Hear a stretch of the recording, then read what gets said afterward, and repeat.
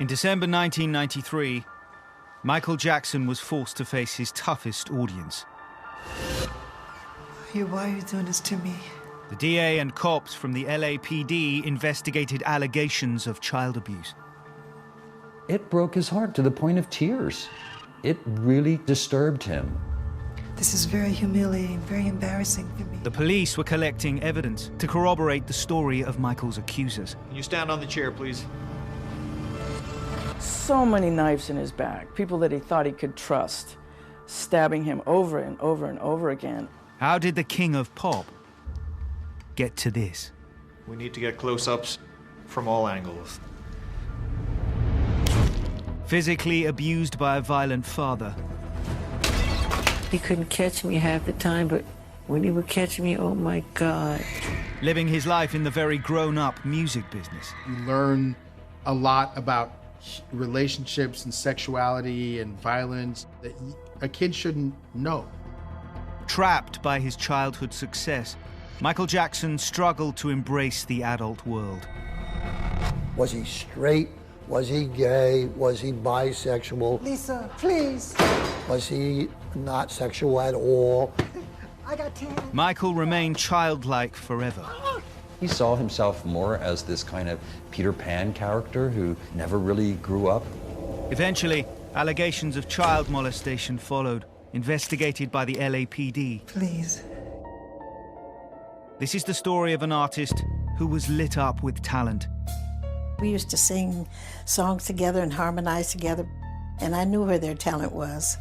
But unable to go from boy to man. I said, "You bathe in Perrier?" And he said, "Yeah, I like the bubbles." Right? And unable to create his own family. He phoned me up out of the blue and said, would I be a sperm donor for him? And I thought, yeah, well, what the hell, why not? Michael Jackson was a pop genius, selling 750 million albums, charting 20 #1 US and UK hits, and earning over $1 billion. But his gift was also his curse. With a talent like that, he could never belong to himself. This is where his tragedy has its roots. He was a tragic figure. Unprepared for the trappings of mega fame and success, he lost sense of where Michael Jackson the pop star began and where Michael Jackson the person ended. There was no umbilical cord. There was nothing grounding him. It was sad. In order for him to be Michael Jackson, it cost him so much. It cost him his life. I guess it's a bittersweet tale.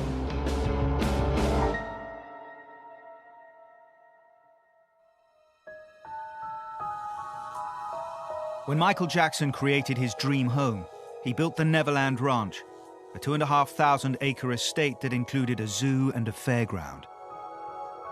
He wanted to be Peter Pan. He built Neverland, probably in thinking if he was a child, what would be his ideal paradise. Neverland was Michael's monument to childhood, wonder, and play. His reality is other people's fantasies. He was just in a world where he could and would do whatever popped up. Michael built Neverland to entertain children, to make them happy and carefree. But he also built it so he could remain a child forever.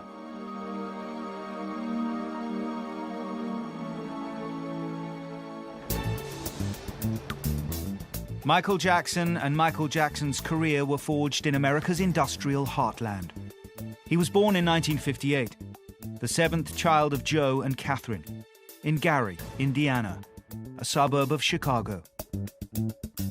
Gary was just amazing. City on the move is what they called it, the city on the move.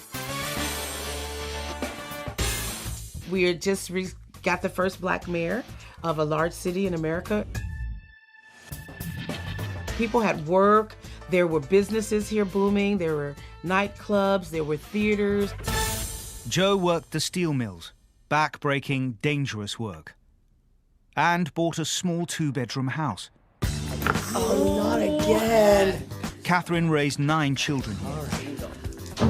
Boys. Hey, Dad. Make sure you save me some money now. Hey, Dad. They were a very close-knit family. I mean, they're all living in the same room with bunk beds. I mean, there was no money. Come on.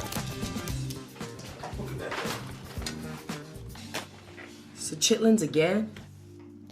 You carry on with that nonsense, you'll be lucky you get any food at all. You boys get yourself ready for dinner now. Honey, we won't live like this forever. One day I'm gonna buy one of them big houses up on the hill. You have to think about it from his perspective. What are your kids gonna do? Especially black kids being raised in America. Like, what is their future? Do you want them to do this? And so I think for Joe, there was a lot of personal, financial, social, maybe even spiritual drive for his kids to be successful. Jesus, we pray, thank you, amen. Amen. For struggling black families in the 60s, two of the best routes out of low-paid jobs and rough neighborhoods were becoming either a professional athlete or an entertainer. Michael grew up in the shadow of the great Hollywood performers. He dreamt of artists like Fred Astaire and Gene Kelly, showmen who sang and danced and enchanted, a world away from his sheltered Gary upbringing.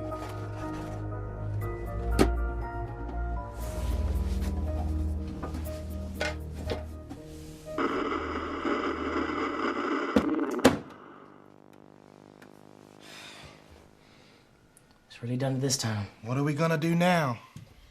Your father and me never had no TV when we were growing up. Here we go again. What do you used to do, Mama? They didn't play.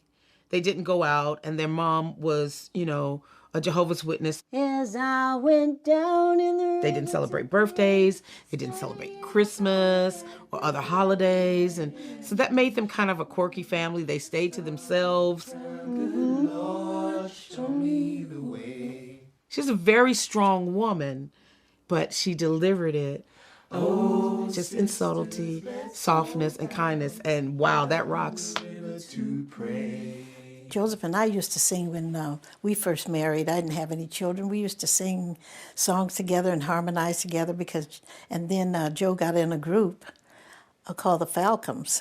When the kids came along, they came up listening to music and singing and dancing, and I knew where their talent was.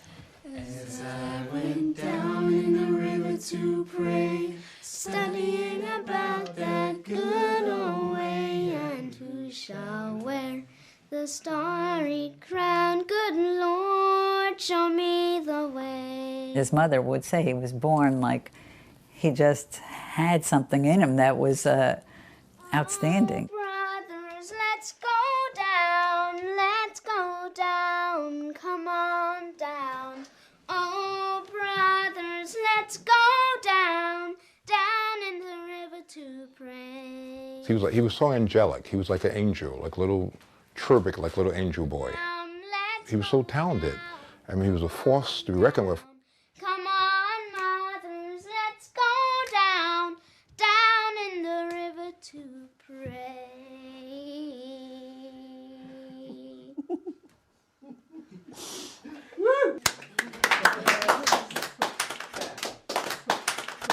Hey, when's that next talent contest up at the school?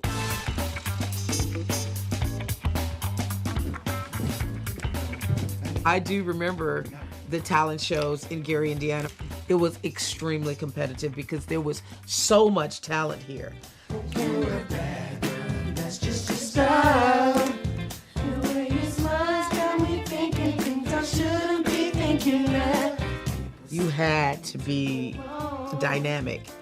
You had to be almost ready to play Carnegie Hall just to play the high school talent show. You'd had to be really sharp. Simply irresistible. Aged 5, Michael formed a vocal group with his elder brothers, Jackie, Tito, Jermaine, and Marlon. Simply irresistible. And their harmony and everything was so perfect. To me, I couldn't listen to it for crying because I was so happy for them and I was so thrilled and didn't think that they had that in them. I know they had talent in them, but the way they sound together was beautiful. I wanna have it all. It's right, but I'm not giving up till I get enough. Again. And again until we get it right. All right. Okay, come on. Let's go. Joe believed that his kids had to work twice as hard as everyone else because If you're only somewhat good or kind of good, then you don't stand a chance.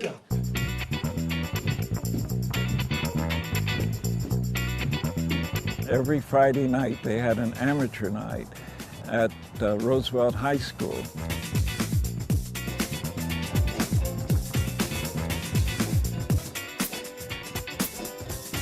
And the Jacksons won pretty much every night. Ladies and gentlemen, the Jackson 5. The one and only, the Jackson 5. The Jackson 5. Word got around that there's these terrific kids.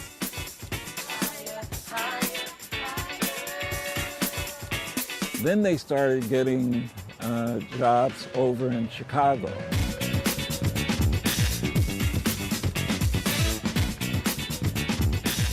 I would be coming from Chicago and I'd hear someone blowing their horn, and it would be the Jacksons, you know, on their way home. When he was only 6, Michael and his brothers were going from amateur to pro.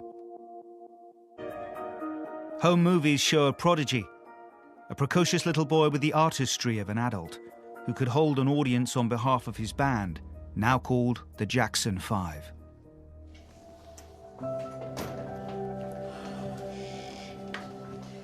Marlon, bed now. Okay, Tito.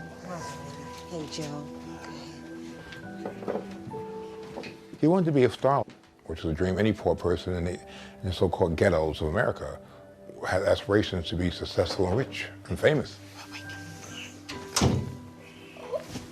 He had all those things that were beyond his wildest dreams.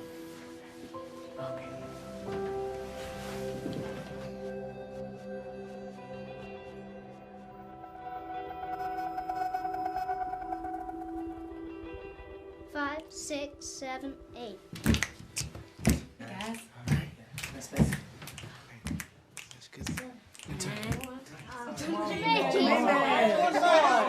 What the hell was that? Joe was determined to lift his kids out of poverty. Told you what would happen if... And for him, that end justified extreme means. Behind the showbiz smile, Michael lived in dread of his father. It took him 40 years to talk about Joe's reign of terror. He would lose his temper. I just remember hearing my mother scream, "Joe, you're gonna kill him, you're gonna kill him, stop it, you're gonna kill him," you know, and I was so fast, you know, he couldn't catch me half the time, but when he would catch me, oh my God, it was bad.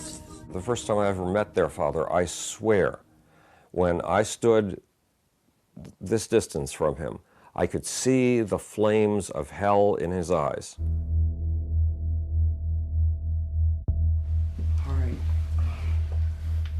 Joe Jackson saw to it that his children would escape the ghetto. And yet there was a terrible price. 5, 6, 7, 8.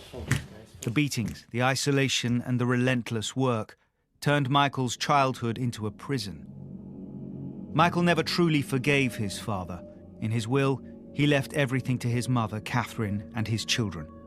He made no mention of Joe. Michael would eventually escape from his father, but he would never truly escape his childhood, returning to it again and again. Even in his mid-40s, Michael was still casting himself as the lonely, isolated and sad singer, asking his fans to forgive his immaturity.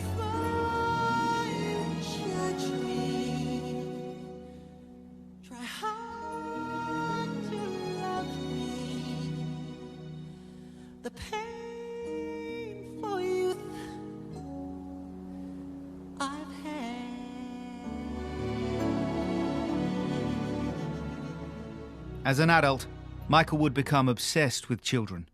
He would identify with children so much that he could never truly become a man.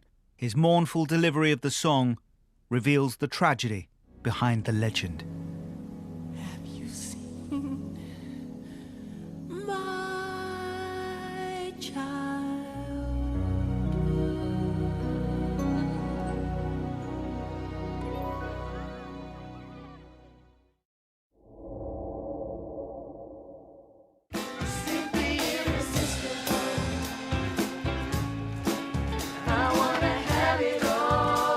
At the age of 6, Michael started his touring career,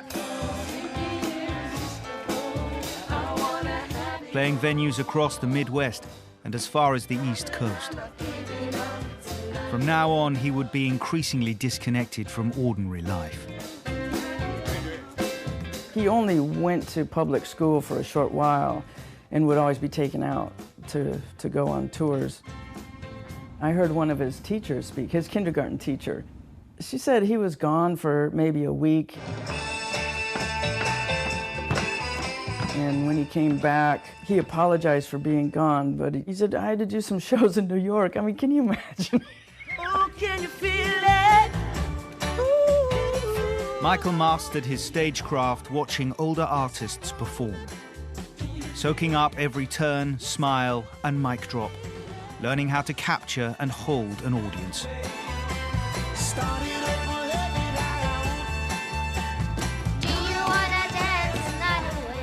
Life outside the clubs, though, was tough.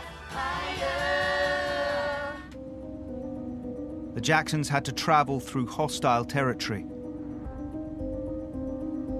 America was racially segregated. It was quite dangerous to travel in your tour bus because you had to worry about, you know, possibly the Ku Klux Klan or someone not liking you travel at night. Michael learned early to fear the outside world. I mean, black people suffered so hard. They couldn't go to the hotels like nowadays. They could not eat at the restaurants. You couldn't sit in the accommodations. You couldn't use the restrooms. This was the fight to create a fairer America.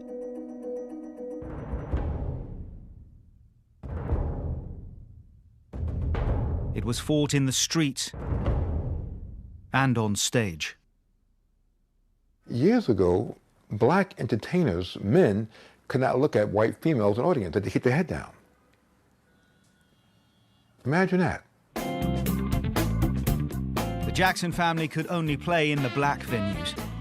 A network of funk, soul, rhythm and blues, known as the Chitlin Circuit. Chitlins is the intestines of a hog, of a pig. So it's like chitlin, the bottom of the entertainment circuit.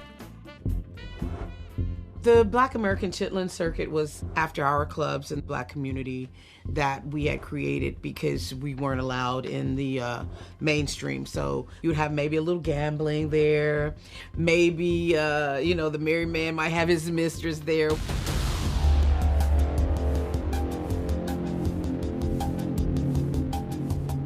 Touring was a bewildering experience for the young Michael. Being exposed to sexuality and sex at a tender age.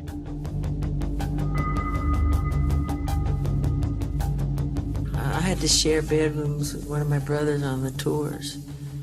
And there was some action going on in my room every night. I could hear it. And my job was to play sleep. And I was told by one of my brothers, no matter what, don't get up, don't open your eyes. I go, I promise I won't. And so I would hear these girls come in, and I would hear them say, is that little Michael? And my brother would say, yeah. And they would go, oh, he's so cute, like that. And I heard everything.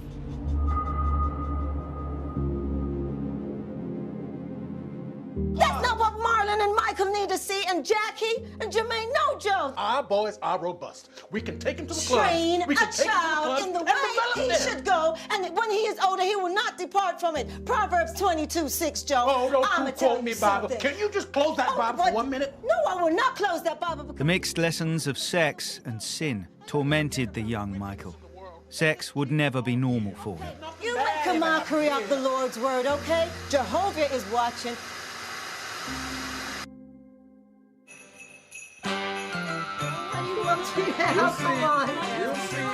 By 1967, the Jackson 5 were earning up to $600 a gig.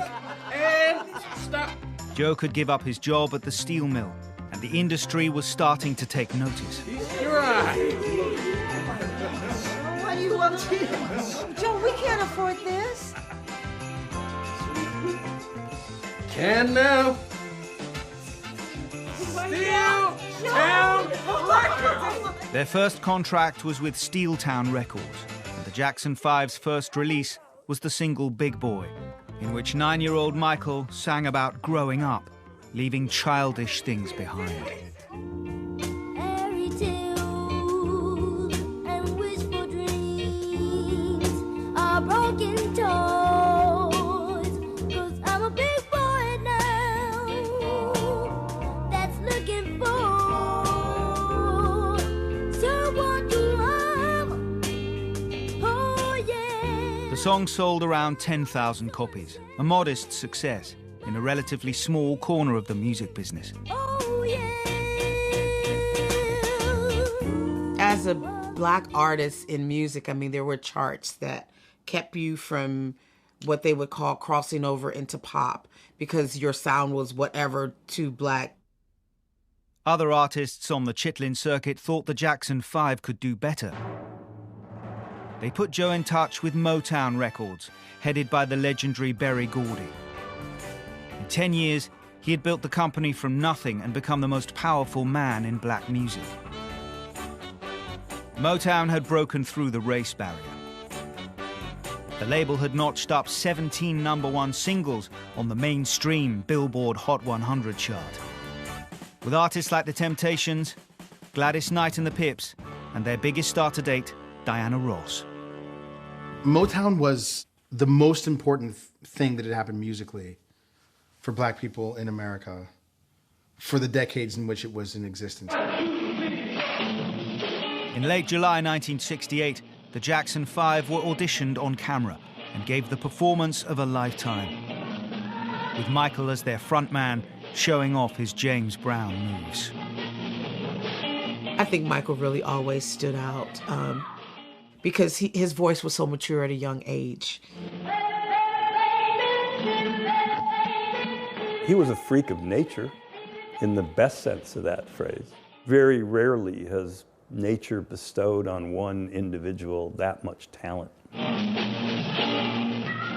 The footage was shipped to Berry Gordy in Los Angeles.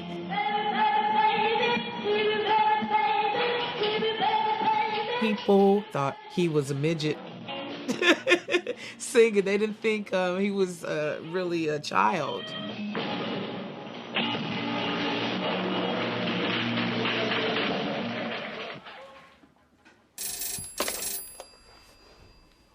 Uh-huh. Okay, yeah. Catherine! What's happening? Motown.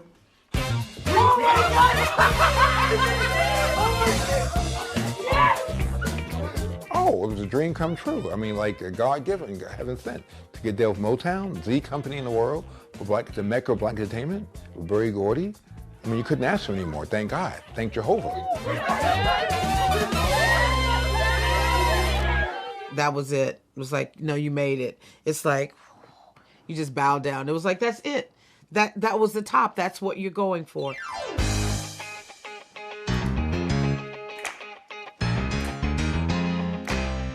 Motown released I Want You Back on October 7th, 1969. It immediately hit #1 in the R&B charts, and mainstream America too was ready for a black boy band.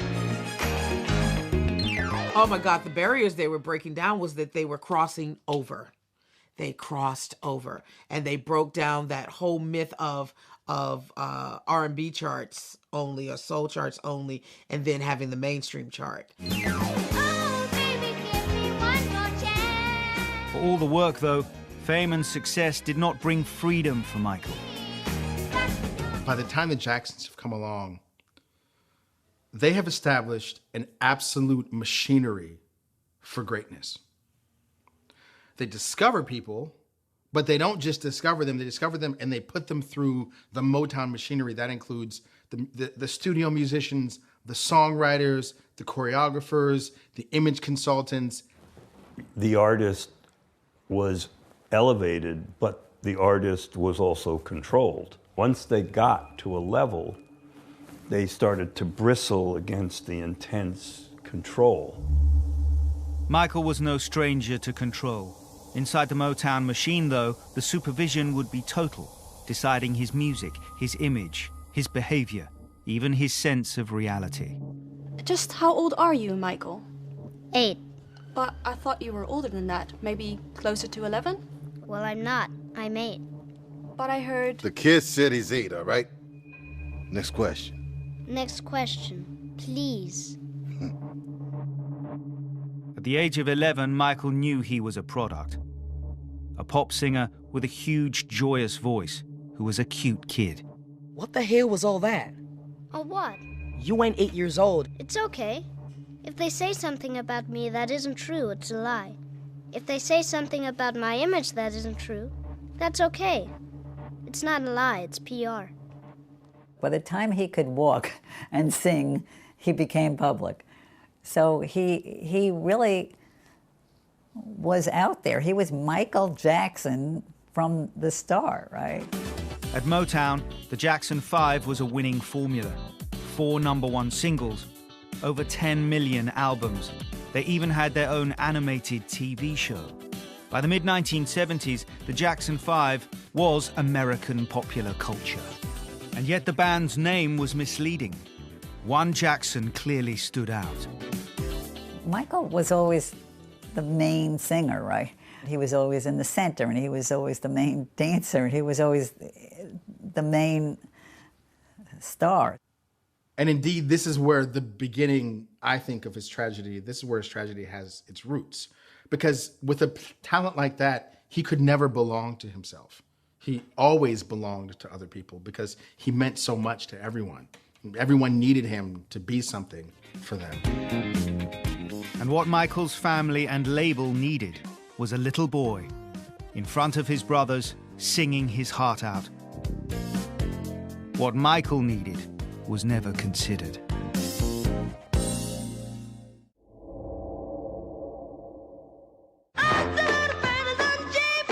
At just 14 years old, Michael was already recording solo singles like Rockin' Robin. But on stage, he was forced to perform them as part of the Jackson 5. Off stage, too, Michael's choices were limited. Under the control of his father, Joe, isolated by his family and fame, Michael was a shy and withdrawn teenager. Michael was a scared little boy at times. And Michael didn't really know how talented he was until later on. And I think he was insecure in many ways. And I think the way that he got over his insecurity was on that stage. As a performer, Michael was every inch the polished pop star. Young, handsome, famous, and on the verge of manhood. He had the world at his feet. But an interview on Soul Train, America's top TV show for R&B talent, revealed that Michael still enjoyed simple, childlike pleasures. I feed my birds every morning. What are some of the birds you have? Oh, a peacock, pheasants, parrots. He was at a very awkward stage. He was tall and rail thin and had not quite grown into his manhood and was a long way from boyhood. And there was a soulfulness about him, a kind of humble, but he seemed sad. The people around Michael struggled with the idea of him growing up. Joe especially wanted Michael to stay the 9-year-old boy under his control, fronting the Jackson 5. To leave the band was to leave the family. Michael's restlessness fixed on a new focus.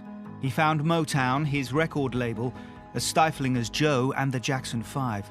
He decided to go and see rival label Epic on his own. Michael came into my office and I asked him what he would like to do. He had this big company and we can offer you all sorts of things, and not money, we weren't talking about that. And he said that he would like his own creativity to be heard. And I said, yeah. Your own creativity. You mean you want to write and make music on your own? Yeah. Okay. It was unfair to go behind our back. It wasn't behind your back. We a family, Michael, okay? We the Jacksons.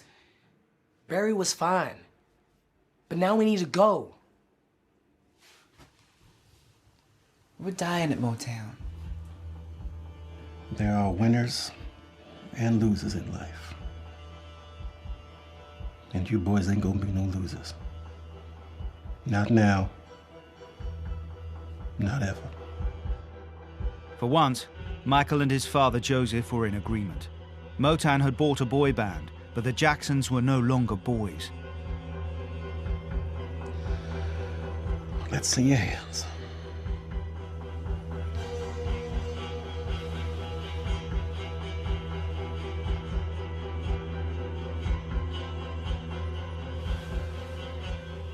Only Jermaine, married to Berry Gordy's daughter, voted against the move to Epic.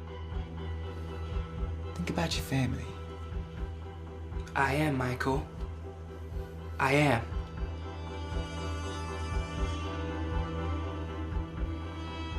But while Michael had shaken off the fetters of Motown, he still hadn't escaped the family or his father. I think at Epic they promised Joe more managerial control. Michael joined Epic when he was 18, signaling a new start as a mature artist. But in many ways, Michael had barely grown at all. Here he was having hits already and having the genius brain, but as a person, he was like a child. He would take my pocketbook and turn it upside down and everything would fall out. Now you expect really like a 4-year-old to do that.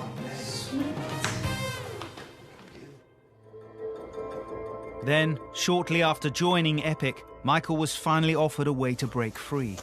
Producer Rob Cohen offered him the part of the Scarecrow in the movie The Wiz, alongside a cast of Hollywood greats. He would have to leave the Jackson family home in Los Angeles for 3 months and go to New York on his own. This was an act the family couldn't get in on too. He was really keen because he understood that to be with Diana Ross, Richard Pryor, Lena Horne, he was getting a chance to put himself in this black superstar firmament. And I think he knew what he could do and what he could show.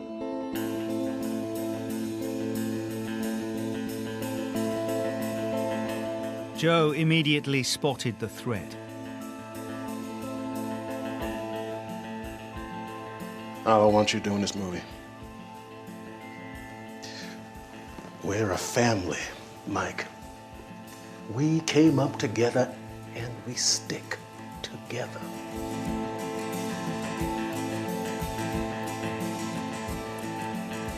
Get up.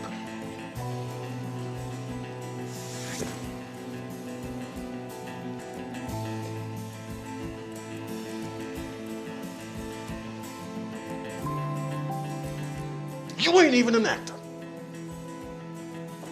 Boy, what the hell's wrong with you? You gonna answer me, boy? Joe was starting to lose control of his child prodigy son, and now Michael had powerful allies. We didn't want Joe in New York. I had really worked hard to make sure Joe stayed away so that Michael could thrive without a severe father around.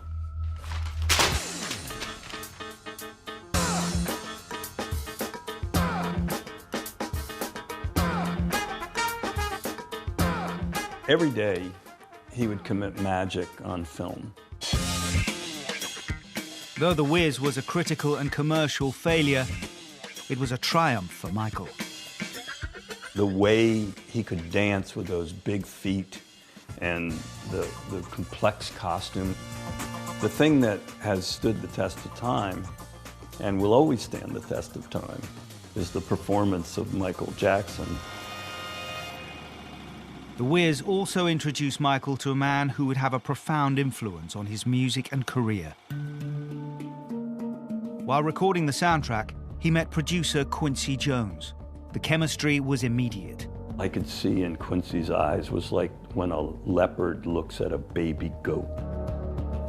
I mean, he just saw it. And like it was the beginning of that incredible collaboration.